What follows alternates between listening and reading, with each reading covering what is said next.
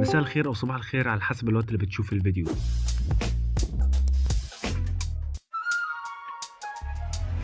في خلال الفيديو النهارده هنتكلم عن اخر التسريبات واخبار فيلم سبايدر مان براند نيو داي، وبلاش ان احنا نطول وتعالى نخش في الفيديو. اول حاجه نبدا بيها هو تسريب موثوق بيخص شخصيه فينوم والمستقبل بتاعه في عالم الام سي يو، والتسريب يا معلم بيقول لك ان هي شخصيه فينوم هيتم تقديمه خلال الثلاثيه اللي جايه لشخصيه توم هولاند، واللي هي يعني يا اما في خلال الجزء الخامس او خلال الجزء السادس. ولكن الشخصيه بتاعت فينوم دي مش هيبقى ليه اي علاقه بشخصيه فينوم اللي كانت موجوده في عالم سوني. هو اي نعم السيمبيوت بتاع فينوم هو يعتبر جاي من عالم سوني، ولكن احنا هنلغي كل حاجه مرتبطه بيه وهنبدا قصه جديده في خلال عالم الام سي يو، وعلى الاغلب هيجيبوا ممثل جديد غير الممثل توم هاردي عشان هو يكون ايدي بروك. وده معلم ممكن يخلينا ان احنا نقول انه ممكن الاتفاقيه بتاعت مارفل وسوني هي اتغيرت خلال الفتره اللي فاتت تاني، ده زي ما هي ما بتتغير كل فتره والتانيه، ولكن احنا في كل الاحوال برضو مش بنعرف كل التفاصيل حوالين الاتفاقيات الجديده. وطبعا انا بقول كده لان على حسب الاتفاقيه القديمه بتاعت شركه مارفل وسوني، الاتفاقيه دي كانت بتقول ان هي شركه مارفل ممكن تستخدم شخصيات من عند عالم سوني ولكن بنفس الممثلين اللي سوني قدمتهم. يعني على سبيل المثال لو شركه مارفل عايزه ان هي تقدم شخصيه كريفن ذا هانتر، شركه سوني حسب الاتفاقيه القديمه كانت هتخلي الممثل ارون تايلر جونسون يكون هو شخصيه كريفن ذا هانتر في خلال عالم الام سي يو، وما كانش كيفن فاجي هينفع ان هو يجيب ممثل تاني غيره. كذلك الامر مع فينوم كانوا هيجيبوا توم هاردي، كذلك الامر مع مدام ويب او شخصيه موربيوس او غيره من الشخصيات اللي سوني قدمتها، على راسهم طبعا شخصيه جرين جوبلين اللي احنا سمعنا عنه كلام كتير جدا السنه اللي فاتت واللي قبلها. والتسريب اللي بعد كده يعتبر هو التسريب موثوق وبيخص شخصيه سيدي سينك اللي هتلعبها خلال سبايدر مان براند نيو داي، واللي اتذكر او اتاكد خلال التسريب ده ان هي هتلعب دور شخصيه جين جراي بالفعل، واللي اتذكر ساعتها بالنص خلال التسريب ان هي هتبقى لابسه نفس الهدوم بتاعت جين جراي وعندها نفس القوه بتاعت جين جراي وشعرها احمر زي برضه شخصيه جين جراي. انا معرفش ليه اتكرر الاسم بتاع جين جراي كتير، بس ممكن تقول ان هو تاكيد بالثلاثه. والمشكله يا معلم انه في مصدر غريب يعتبر هو كان عمال بينزل اشاعات على سيدي سينك بطريقه مستفزه، لان اول حاجه قالها ان هي هتلعب شخصيه جين جراي، بعد كده قال ان هي مش هتلعب شخصيه جين جراي نفسها ولكن هتلعب نسخه مستنسخه من جين جراي واللي هي مادلين برايو اللي كانت موجوده في اكس مان 97. بعد كده نفس المصدر قال لك ان هي هتلعب شخصيات تانية مختلفه وهم كلهم بعيد عن بعض، فغالبا كده معلم كل الطرق تودي ان هي ممكن تكون شخصيه جين جراي، ده بناء على التسريبات اللي هي عماله بتتكرر بعيدا عن الاشاعات الغريبه دي. اما الحوار بتاع مادلين براير او ان هي ممكن تكون مستنسخه من جين جراي، فالصراحه عشان ما اضحكش عليك انا مش شايف ان الكلام ده منطقي، لان حسب مسلسل اكس مان 97 اللي احنا شفناه ان هي مادلين براير كان اللي عملها او استنسخها كان هو مستر سينستر، فمش منطقي مستر سينستر هيتم التمهيد ليه واحنا اساسا داخلين على احداث دومز داي. ولكن اللي احنا عارفينه ان هو مستر سينستر وكذلك برضو ابوكاليبس هيكونوا الفيلنز بتوع المرحله اللي جايه، فمش منطقي ان هو يظهر او يبقى ليه علاقه بفيلم سبايدر مان براند نيو داي من دلوقتي. خليني اقول لك برضو انه كان في خبر غريب كلنا سمعناه، وده ممكن اللي ياكد ان هي هتكون شخصيه جين جراي، الا وهو الخبر اللي اكد ظهور شخصيه سيدي سينك في خلال افنجر سيكريت وورز، وده كان خبر رسمي. فلو احنا جينا عشان نفكر بالعقل ازاي ان انت تاكد ممثله مش معروف دورها لحد دلوقتي بان هي موجوده خلال فيلم كبير زي سيكريت وورز، كل الطرق بالنسبه لنا هتودي ان هي هتكون شخصيه اساسيه، لازم تكون يا اما بطل او فيلن اساسي. وبناء على كلام الممثله قبل كده في خلال انترفيوهات اتسالت فيها عن دورها في خلال سبايدر مان براند نيو داي، هي ردها كان ان هي الشخصيه اللي بتلعبها خلال سبايدر مان هي اساسا مش هتضطر تغير شعرها عشانها، فالشخصيه اللي هي تلعبها هي شعرها احمر كده كده من الكوميكس، واللي هي في الاغلب هتكون هي شخصيه جين جراي زي ما التسريبات الاولى كانت بتقول. في اشاعات برضو وانا الصراحه شايفها ان هي برضو ممكن تكون منطقيه، الاشاعات دي بتقول ان هي ممكن تكون شخصيه ريتشل سامرز اللي هي بنت سكوت سامرز او سايكلوبس وكذلك جين جراي، وممكن تكون جت من كون موازي وتحديدا الكون بتاع الاكس مان اللي هيبقى موجود خلال فيلم دومز داي، وممكن يكونوا الاكس مان او ابوها وامها تحديدا يكونوا هما اللي بعتوها لكون 616 بحيث ان هما يبعدوها عن دكتور دوم، ده لان ممكن يكونوا عرفوا بطريقه ما ان دكتور دوم بيحاول يسحب القوه بتاعتها لنفسه او يخطفها للصف بتاعه. بس بالنسبه لي المنطقي في الحته دي ان هي ممكن تكون شخصيه ريتشل سامرز ولكن من غير تفاصيل زياده. بس بالنسبه لي المنطقي اكتر ان هي ممكن تكون شخصيه جين جراي نفسها، ده لان المرحله اللي جايه اللي بعد السيكريت وورز هتكون هي المرحله بتاعت الاكس مان والمتحولين، فانت المفروض ان انت تشرحهم من البدايه، لان احنا اساسا عندنا العالم بتاع الام سي يو المفروض يقدم الاكس مان صح على عكس العالم بتاع فوكس، لان غير كده لو هم قالوا ان هي شخصيه ريتشل سامرز فاحنا كده هنخش في مشاكل، لان الاكس مان كده ده معناه ان هم كانوا موجودين من زمان ولكن هم ما اتدخلوش في الاحداث الكبيره زي اند جيم او انفينيتي وور، فده هيعمل نفس المشكله بتاعت الايترنالز على انهم ازاي كانوا موجودين ولكن ما ساعدوش في الاحداث اللي كانت بتحصل. فبالنسبه لي منطقي ان هي ممكن تكون شخصيه جين جراي نفسها. وعلى ذكر شخصيه سيدي سينك اللي هتلعبها خلال سبايدر سبايدر مان براند نيو داي، تعالى دلوقتي اقول لك اخر التحديثات من التسريبات دلوقتي اللي عماله بتتكرر، بتقول ان هي الشخصيه بتاعت سيدي سينك اللي هتبقى موجوده خلال الفيلم هيبقى اساسا المسؤول عنها هو ذا بانشر. وده هيوضح قدامنا لما ذا بانشر او فرانك كاسل هيكلم سبايدر مان وهيقول له ان المنظمه بتاعت الدي او دي سي بتحاول ان هي تطاردها وهو مسؤول عن حمايتها. بعد كده هيشرح له ويفهمه ان هي شخصيه جين جراي، وهنعرف ان هي المنظمه بتاعت الدي او دي سي هي كانت بتخطف شخصيات وبتعمل عليهم تجارب، وده من غير ما اي حد ما يعرف. وده بيربط مع التسريب اللي اتكلمت عليه هنا بقالي شهر او شهرين، واللي هو كان بيقول ان هي المنظمه بتاعت الدي او دي سي هتكون هي الفيلن بالنسبه للمتحولين خلال المرحله اللي جايه، هتكون هي المضاده للمتحولين او الاكس مان. خلي بالك انه كان في تسريب برضه خلال الشهر اللي فات او اللي قبله تقريبا، كان بيتكلم على ان نهايه فيلم سبايدر مان براند نيو داي هتكون ان هي شخصيه جين جراي اللي بتلعبها سيدي سينك هي هترجع الذاكره بتاعت سبايدر مان تاني للشخصيات اللي هي قريبه منه، اللي هي تحديدا شخصيه ام جي. ولكن في خلال احداث فيلم افنجرز سيكريت وورز التعويذه هتتكسر بشكل عام وكل الناس هتفتكر مين هو سبايدر مان، وده بسبب بعض الاحداث اللي دكتور دوم هيعملها خلال دومز داي والسيكريت وورز. وبعدها بقى كان ممثل تشارلي كوكس اللي بيلعب الدور بتاع دير ديفل في خلال عالم الام سي يو نزلت عنه اشاعه في خلال بدايه شهر اكتوبر اللي فات، ودي كانت بتقول ان هو هيظهر في خلال سبايدر مان براند نيو داي بجانب شخصيه ذا بانشر. اتقال ساعتها لما الخبر ده نزل ان هو خلال الفتره اللي جايه هيروح يصور المشاهد بتاعته، وغالبا هو فعلا موجود خلال سبايدر مان براند نيو داي. وده لان بعد الاشاعه دي ما نزلت على طول كان في مؤتمر هيحضره اسمه سبيس كون سان انطونيو، واللي كان ميعاده في خلال شهر 11 2025. وحسب اللي اتذكر ان هو اتلغى حضوره للمؤتمر لان هو مضى على تصوير فيلم جديد، ووقت تصوير المشاهد بتاعته للفيلم بيعارض وقت المؤتمر، فده ممكن ياكد رجوعه خلال فيلم سبايدر مان براند نيو داي، خصوصا ان هو الفيلم دلوقتي بقت احداثه بتتكلم على الستريت ليفل هيروز. والتسريب بعد كده بيقول ان شركه سوني هتعمل اعلان جديد لفيلم سبايدر مان براند نيو داي، والاعلان ده احتمال ينزلوه يا اما خلال الشهر الحالي اللي هو شهر يناير او خلال مباراه السوبر بول يوم 8 فبراير. اما بالنسبه للاعلان اللي اتسرب لسبايدر مان براند نيو داي فمش هو نفس الاعلان اللي هينزل، وانا بالنسبه لي الصراحه انا شايف انه الاعلان بتاع سبايدر مان براند نيو داي هينزل مع الاعلان بتاع فيلم افنجرز دومز داي في نفس الوقت بتاع مباراه السوبر بول. ولو هتيجي تقول لا ما ينفعش الاثنين ينزلوا في نفس الوقت لان كده فيلم دومز داي هيغطي على سبايدر مان براند نيو داي، فمحتاج ان انا افهمك انه فيلم سبايدر مان هو اللي هينزل الاول وبعد كده دومز داي هينزل في شهر ديسمبر. وتاني حاجه ان هما الفيلمين دول اضخم فيلمين كل الناس مستنياهم، وتالت حاجه الفيلمين دول تبع نفس الشركه واللي هي شركه مارفل ستوديوز، فاكيد مش هيبقى فيه منافسه من الشركه نفسها. ولو انت عايز تشوف الاعلان المتسرب بتاع سبايدر مان براند نيو داي فهتلاقيه موجود عندي في الهايلايت على الانستجرام، وطبعا التحليل بتاعه انا نزلته هنا في القناه لو انت عايز تشوفه. ونيجي بعد كده لتسريب موثوق بيتكلم على شركه سوني وشركه مارفل والتعاون اللي بينهم. التسريب ده معلم بيتكلم على ان شركه سوني دلوقتي هي منفتحه ان هي تشارك بعض الشخصيات بتاعتها مع عالم الام سي يو، بحيث مارفل تستخدم الشخصيات دي زي ما هي عايزه في الاعمال بتاعتها. وده معلم محتمل يلمح لنقطتين مهمين ودول احنا سمعنا عنهم كتير قبل كده. النقطه الاولى انه ده ممكن يكون معناه ان احنا اخيرا هنشوف عالم السبايدر فيرس الانيميشن ان هو ينتقل لعالم الام سي يو، وتحديدا زي ما كنت بقول السنه اللي فاتت واللي قبلها ان هي احتمال الشخصيات تنتقل تحديدا للباتل وورلد بحيث ان هم يظهروا بعد كده خلال افنجرز سيكريت وورز. اما بالنسبه للنقطه الثانيه فده ممكن يكون معناه اخيرا ظهور مايلز موراليس خلال سيكريت وورز برضه، وده لان كيفن فاجي نفسه كان قايل ان هم عايزين يقدموا شخصيه مايلز موراليس ولكن مش هيقدروا ان هم يقدموه غير لما فيلم سبايدر مان بيونز سبايدر فيرس ينزل ويتعرض. بعد الفيلم ده يقدروا يقدموا مايلز موراليس عادي، واللي احنا عارفينه دلوقتي ان هو سبايدر مان بيونز سبايدر فيرس هيتعرض السنه اللي جايه اللي هي 2027 وبعديه هيتعرض فيلم افنجرز سيكريت وورز، فمنطقي انه ممكن مايلز موراليس يبقى موجود في السيكريت وورز عادي من غير اي مشاكل. وافتكر معايا برضو ان هي ايمي باسكال نفسها كانت مأكده انه هيبقى فيه فيلم لايف اكشن هيبقى لشخصيه سبايدر مان مايلز موراليس، فبالنسبه لي حسب توقعي الشخصي ممكن يبقى فعلا اول ظهور لمايلز موراليس خلال فيلم السيكريت وورز، ويكون ظهوره وتفاعله مع توم هولاند يبقى عامل زي سيكريت وورز 2015. ومفاجاه كمان برضو ان هو في ناس خدت بالها ان هو الممثل اللي كان موجود في خلال مسلسل سترينجر ثينجز واللي هو اسمه كيلن ماكلوجلين او كيلن ماكليفلين ايا يكن اسمه بيتنطق ازاي مش مهم، اللي يهمنا دلوقتي ان هي الناس خدت بالها ان هو ما زال بيتمرن على الجمباز او الشقلبه والحركات بتاعته بالرغم ان هو خلص تصوير مسلسل سترينجر ثينجز، وكل الناس دلوقتي عماله بتقول ان هو دلوقتي بيجهز لمشروع تاني هيشتغل عليه. اما بالنسبه للنقطه الثالثه ودي كنت بتكلم عليها هنا برضو في القناه من زمان وهي بخصوص انتقال الشخصيات من عالم سوني للباتل وورلد، واهمهم طبعا بالنسبه لنا كان هو شخصيه فينوم والشخصيات بتاعت سوني الثانيه اللي بعديه. اما بالنسبه للنقطه الرابعه وهي ان احنا ممكن نشوف رجوع الفيلنز الثاني اللي كانوا موجودين في خلال نهايه سبايدر مان نو واي هوم، وانا هنا قلت لك اللي كانوا موجودين في نهايه الفيلم لان دول هم نتعالجوا، وقلت لك ساعتها ساعه تحليل سبايدر مان نو واي هوم ان هم معنى ان هم نتعالجوا ده معناه انه هيبقى فيه خطوط زمنيه متفرعه، فده برضو بيسبب انهيار المالتيفيرس او بيسبب الغارات ان هي تحصل، فمن الممكن ان هم يرجعوا تاني خلال احداث دومز داي او خلال سيكريت وورز ونشوفهم ان هم موجودين في الصف بتاع الابطال بحيث ان هم كلهم يواجهوا دكتور دوم. وطبعا دكتور دوم مش هيبقى موجود لوحده، هيبقى معاه برضو الجيش بتاعه سواء من فيلنز او او روبوتات هو هيكون مصنعها. وكان في برضه شويه اشاعات كانت بتتكلم على نفس التسريب ده، والاشاعات دي كانت بتقول انه ده برضه معناه انه فينوم هيبقى من ضمن المشاريع السبين اوف المشتقه اللي ممكن هم يكملوها، وبعد كده ممكن هم يقدموا شخصيات تانية كفيلنز في خلال مسلسلات زي دير ديفل او في افلام زي بلاك بانثر. لو تيجي تقول لي ازاي انه في شخصيات من عالم سبايدر مان ممكن يظهروا في عالم الام سي يو تبع شخصيات زي مثلا بلاك بانثر، فاحب اقول لك ان اساسا شركه مارفل قبل كده كانوا عايزين ان هم يخلوا كريفن ذا هانتر يكون فيلن في خلال فيلم بلاك بانثر، لكن للاسف الخطه دي ما نفعتش عشان طبعا الاتفاقيه ما بين مارفل وسوني، بالاضافه برضو على ان اساسا شخصيه راينو كان يعتبر فيلن بالنسبه لهالك مش لسبايدر مان فقط. فممكن لو الاشاعه دي هي صح ده ممكن معناه ان هو المستقبل اللي جاي لعالم الام سي يو بعد السيكريت وورز ممكن يكون معناه ان هي شركه سوني ومارفل هيتعاونوا مع بعض اكتر. والخبر بعد كده يعتبر هو خبر تقيل شويه، بس عايزك ان انت تسمعه من الاول للاخر. طيب الخبر ده بيقول لك ان هو الممثل مارك رافالو تم طرده رسميا من شركه مارفل، والسبب اللي هم انطردوه عشانه كانت هي التعليقات السياسيه اللي كان بيقولها في خلال المقابلات الاخيره، واللي هي اغلبها كانت على ترامب وعلى السياسات والاحداث اللي هي بتحصل هناك في امريكا. فالمهم اللي بيتقال دلوقتي ان هي شركه مارفل او ديزني تحديدا هي زهقت منه فطردته، وده لان هو ماشي عكس السياسه بتاعتهم. وبيتقال دلوقتي ان هو في خلال الفتره الحاليه اللي بيتعمل فيها ريشوت لفيلم سبايدر مان براند نيو داي، شركه مارفل هتجيب ممثل جديد يكون هو شخصيه هالك وبروس بانر، وهيمسحوا كل المشاهد اللي صورها الممثل مارك رافالو. ودلوقتي بعد ما انا ما خلصت لك الخبر بالكامل احب اقول لك انه كل اللي انا لسه قايله يعتبر هو كذب. هتيجي تقول لي ازاي وانت لسه قايل انه الخبر ده خبر رسمي؟ هاجي اقول لك تعالى وهحكي لك الموضوع من البدايه. كل الكلام اللي انا لسه قايله من شويه يا جدعان يعتبر هو نزل على صفحه من صفحات الفانز، صفحه كانت باسم تقريبا مارفل فانز او حاجه زي كده. الصفحه اخترعت الخبر ده وقالت انه مارك رافالو تم طرده رسميا من شركه مارفل. وخلي بالك ان انا قلت لك ان هم اكدوا ان هو بشكل رسمي اتطرد، فده الكلام اللي هم كانوا منزلينه بنفسهم خلال البوست. فالمشكله يا معلم ان هو الخبر ده لما انتشر في ناس هجمت الصفحه دي وتحديدا البوست ده، لان اساسا ما فيش اي موقع من مواقع الاخبار او حد كمان موثوق اكد انه مارك رافالو تم طرده. فده خلى اصحاب الصفحه الاغبياء ان هم يغيروا البوست بتاعهم ويقولوا بدل ما كان مارك رافالو اتطرد بشكل رسمي، غيروا الكلام اللي هم كتبوه وقالوا ان هو في اشاعه على ان مارك رافالو اتطرد من شركه مارفل. والفانز كلهم عرفوا ان الصفحه دي صفحه زباله وعماله بتهبط كلام من دماغها. هتيجي تقول لي طب الكلام ده هو ليه انتشر؟ هاجي اقول لك لان بكل بساطه هناك في امريكا دلوقتي كل الناس حرفيا ضد ترامب، وانا الصراحه مش عايز اخش في سكه السياسه دي، عشان كده اي حد ما كانش بيحب مارك رافالو كان عمال بينزل الكلام ده عشان يشمت فيه وخلاص. بس كل الناس وحتى انا شخصيا لما دورنا اكتشفنا ان الكلام ده هبد مش حقيقي. ودي يا جدعان مش اول ولا اخر صفحه بتهبد من دماغها، لان كمان برضو في صفحات عماله بتهبد وبتنزل كلام هبد وكذب من تاليف المتخلفين اللي هم ماسكين الصفحه نفسهم. وطبعا لو في هبده كبيره جدا انا بنزلها هناك في خلال الانستجرام خلال الهايلايت اللي باسم هبد دي، انا حرفيا حاطط لكم فيها كل البوستات اللي هي المتخلفه اللي اصحاب الصفحه بيالفوها، واللي منها للاسف برضو شويه صفحات متخلفه عربيه كمان. فالموضوع مش مقتصر على الاجانب. لو دلوقتي هنيجي نتكلم بالعقل وبالمنطق على ليه مارك رافالو ما ينفعش يطرد اساسا من شركه مارفل، فشغل لي مخك وتعال اسمع الادله اللي عندي. اول حاجه كده ان انت عندك مارك رافالو لو هيتشال من فيلم سبايدر مان براند نيو داي وهيجيبوا ممثل تاني يكون هو شخصيه بروس بانر او هالك ويعيدوا كل الاحداث اللي حصلت مع مارك رافالو، فكده مبدئيا الفيلم لازم ان هو يتاجل على الاقل شهرين او 3 شهور، واحنا ما سمعناش اي حاجه من دي حصلت. وتاني حاجه ما ينفعش ان مارك رافالو يتشال من فيلم شركه مارفل بسبب تعليقات سياسيه. اضافه لكده كمان شركه مارفل هتضطر ان هي تدفع فلوس لان هي غيرت مارك رافالو بدون اي ذنب او بدون اي سبب هو ارتكبه. ولو هتيجي تقول لي بس هو قال تعليقات سياسيه، هاجي اقول لك في امريكا هناك في حريه تعبير عن الراي عادي، وما اظنش ان دي حاجه جديده انت هتسمعها دلوقتي. وطبعا ضيف على كده ان هم المسربين الموثوقين هم نفسهم كمان ما اكدوش او نفوا الخبر ده، لان هو اساسا الخبر ده يعتبر هو هبد. والدليل اللي بعد كده هو كمان بيضحك الصراحه ان هو اتذكر خلال نفس البوست ابن العبيط ده ان هو كان في عقد بقيمه 500 مليون دولار مع شركه ديزني، العقد ده يعتبر هو اتفسخ. هتيجي تقول لي طب انت ليه بتشتم البوست؟ هاجي اقول لك لان هنا بيقول لك بقيمه 500 مليون دولار، ولو تاخد بالك احنا لسه السنه اللي فاتت او السنه اللي قبليها اللي هي نهايه 2024 عرفنا بشكل رسمي ان هو اكتر ممثل خد فلوس من شركه مارفل كان هو روبرت داوني جونيور. الاتفاق بتاعه على انه يرجع يلعب دور شخصيه دكتور دوم كان على اكبر مبلغ يعتبر ممثل في شركه مارفل هو خده، وكان حرفيا اللي كنا سامعينه 100 مليون دولار على الفيلمين بجانب نسبه من ارباح دومز داي وسيكريت وورز كمان. فحتى اللعمه اللي هو ما كانش بيتابع اخبار كان زمانه عارف ان روبرت داوني جونيور هو اكتر ممثل خد فلوس او هياخد فلوس من الافلام الجايه. اللي هو ازاي انت بقى راح تقول لي على مارك رافالو اللي هو اساسا كان بيظهر كل فين وفين وراح تقول لي ان هو هياخد 500 مليون دولار، 5 اضعاف روبرت داوني جونيور اصلا؟ فلو صباح الفل يخرب بيت الهبد. واخر دليل وده يعتبر اقوى دليل موجود قدام اللعمه كمان هو الانتخابات اللي كانت ما بين ترامب وكذلك برضو كمال هاريس. في خلال شهر اكتوبر 2024 في فيديو الكاست القديم بتوع شركه مارفل كانوا بيدعموا الانتخابات الامريكيه بطريقه مارفلويه. في فيديو هم كانوا منزلينه وكان موجود فيه روبرت داوني جونيور وكذلك مارك رافالو وسكارليت جوهانسون وكريس ايفنز ودوني تشيدل وداني جوريرا وبول بيتاني. والفكره من الفيديو ده ان هم كانوا بيدعموا الحمله الانتخابيه بتاعت كمال هاريس ضد ترامب، فهم كلهم كانوا في صفها. فلو صباح الفل لو انت هتمشي مارك رافالو عشان هو بيكره ترامب، طب ما انت عندك روبرت داوني جونيور وكريس ايفنز اللي هم اساسا 100% رجعوا، ليه هم كمان ما مشيوش برضه؟ خصوصا كريس ايفنز اللي هو برضه كان بيتكلم عليه وكان بيشجع جو بايدن ضده. فلو يا جدعان من الاخر كده الموضوع يا جدعان من اوله لاخره يعتبر هو كذب. فعشان كده بطلوا يا جدعان ان انتوا تسمعوا للصفحات المتخلفه اللي موجوده على السوشيال ميديا دي. وبس كده، عرفني رايك تحت في التعليقات وما تنساش تعمل لايك على الفيديو كنوع من دعم المحتوى، واشوفك على خير المره الجايه، والسلام.